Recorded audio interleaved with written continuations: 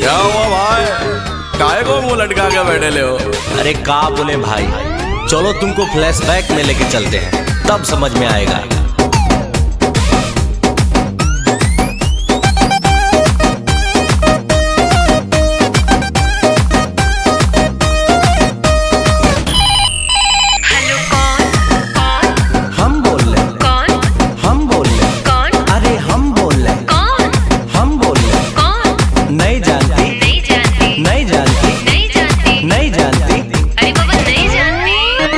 Number पे उसके मैंने किया टेलीफोन, कोई उठाया बोला हेलो बोलो कौन।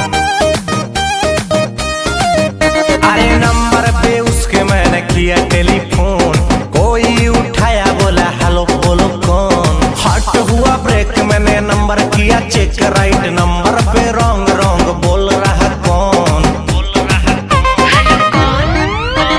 हम बोल रहे कौन, हम बोल रहे कौन, अरे हम बोल रहे कौन, हम बोल रहे कौन। नहीं जानती, नहीं जानती, नहीं जानती, नहीं जानती, नहीं जानती, अरे बाबा नहीं जानती।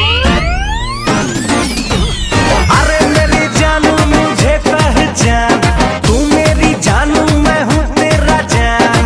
Wrong number. क्या रॉन्ग नंबर क्या?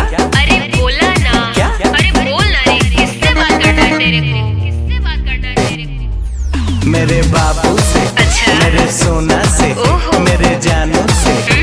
थप्पड़ लेगा ना दिमाग सही हो जाएगा। भाई ये लड़की तो उल्लू बना रही, उल्टा सीधा बोल के तुमको घुमा रही। ऐसा बात नहीं है, वे प्यार हमसे करती है, इसी नंबर से रात भर ये बात करती है। ऐसा बात है तो लगा ले फिर से फोन, देखते हैं साला उठाता है कौन।